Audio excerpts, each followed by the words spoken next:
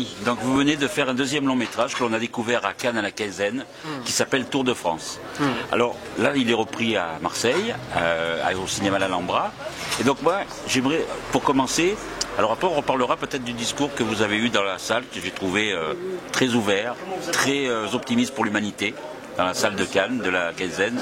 Et c'est vrai que pour moi, si je vous dis que c'est un film interculturel, intergénérationnel, un film plein d'espoir, où tout le monde doit vivre ensemble et se comprendre, est-ce que j'ai un petit peu résumé le film de cette façon-là? Pour moi, l'idée de ce film, c'est de parler de plus des choses qui nous rassemblent plutôt que des choses qui nous divisent. Aujourd'hui, je crois qu'on a besoin de ça et c'est essentiel. Et je pense que l'union fait la force. Et c'est un film qui a comme ambition de rassembler le monde ouvrier et prolétaire. Le monde ouvrier, quoi. Le monde qui endure, qui souffre et qui subit aussi. Et qui subit et qui sue. Et énormément même, et qui parfois se retrouve avec le frigidaire vide, et souvent même. Et l'idée, elle était aussi de montrer effectivement à travers Serge, un maçon un peu à la limite facho, quoi, qui se fait malmener par les caïras de son quartier, quoi, et le mettre le temps d'un voyage dans un tête-à-tête avec un lascar, qui est joué par un acteur merveilleux qui s'appelle Sadek. Et donc ces deux personnages vont pouvoir se dire les choses très clairement, très brutalement parfois aussi, pour pouvoir crever l'abcès. Parce qu'aujourd'hui on est dans une époque où on ne dit rien, on a peur de se dire les choses, et ce film il permet aussi à crever l'abcès, quoi. Et crever les peurs, et pour peut-être au final se dire qu'on a plus de points communs que de percutes à se mettre dans la gueule, quoi. Oui, parce que justement, en parlant des dialogues, de ce qui est dit, de ce qui se balance à travers la figure, justement, c'est des choses que, en général, les gens se disent tout bas, et qu'on le pense, quoi, mais voilà, ou on le pense ou on le dit tout bas. Donc c'est vrai que là, au moins, ils s'affrontent, et c'est rare de voir ça dans un film, d'aller justement dans cet univers-là, de dire, voilà, il y a des différences, il y a aussi des a priori contre les différences, il faut en parler, parce que comme vous disiez, crever l'abcès c'est important. Crever l'abcès c'est important, et puis ce qui est beau, c'est qu'au final, le film il permet aussi certainement, enfin je ne vais pas être prétentieux, mais après la séance ou après le film, de pouvoir se regarder différemment. Moi il y a plein de choses que je découvre jour après jour avec le film. Parce que le film a été présenté, comme vous l'avez dit tout à l'heure, à Cannes cette année. C'est encore tout frais. La dernière séance, elle a eu lieu il y a pas moins d'une semaine. Donc je rencontre peu à peu le film. Je rencontre peu à peu le public, et peu à peu je me rends compte que, comme à chaque fois, il y a plein de choses qui m'échappent. Il y a plein de choses qui m'échappent, mais la finalité est que je me sens bien avec ce film. Oui, c'est ce que vous avez voulu justement raconter, qui est exprimé et dans le film et à travers la réception des spectateurs. Et puis voilà, il y a Tonton qui est dans le film, qui est extraordinaire. Alors lui, c'est une abondance de bonheur. Il y a un film, moi, Tonton, on peut dire que c'est Gérard Depardieu. Ouais, voilà. Vous l'avez dit, comment il s'appelle déjà ce monsieur? Gérard Depardieu. Vous préférez l'appeler Tonton, vous? Voilà, Tonton, il est juste extraordinaire. Et puis c'est dans ces films-là qu'on l'aime.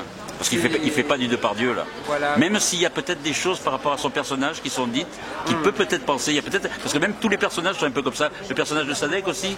Il y a peut-être des choses qu'il a ressenties, qu'il a vécues. Comment vous avez écrit les dialogues pour eux? C'est très proche de lui, parce que Sadek, il incarne un personnage qui s'appelle Farouk.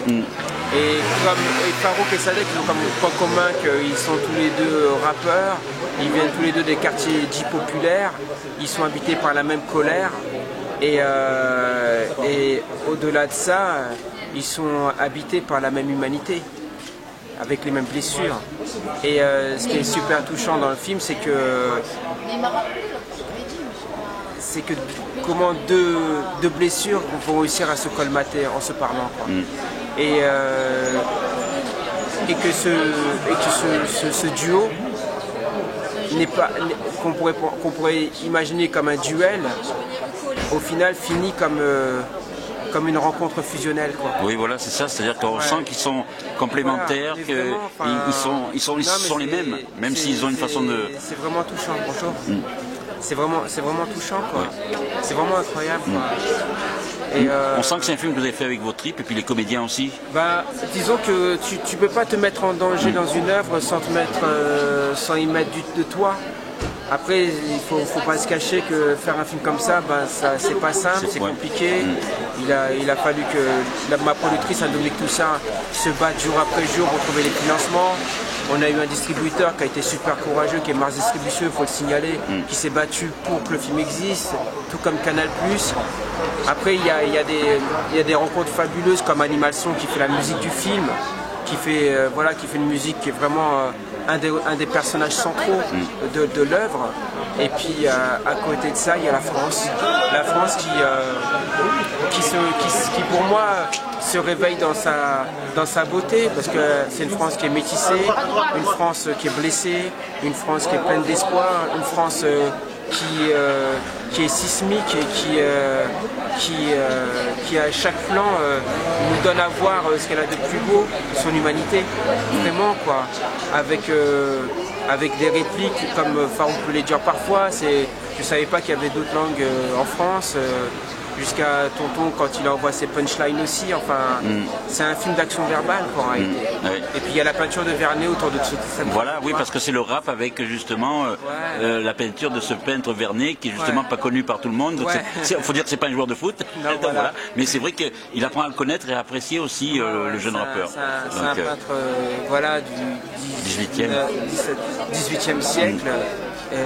Auquel Louis XV avait demandé de peindre les ports de France, et il se trouve que Serge, incarné par Tonton, va refaire 250 ans plus tard cette trajectoire pour retrouver la France du passé et la France de demain.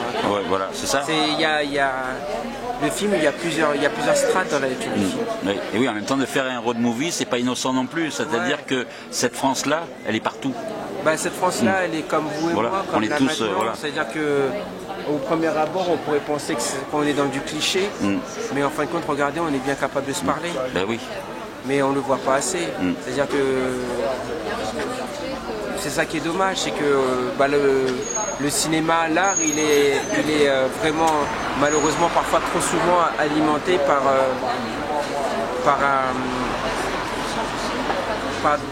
ce qu'on pourrait appeler des acteurs ou actrices bankable, mais qui ne nous ressemblent pas toujours, quoi. Et c'est ça qui est malheureux.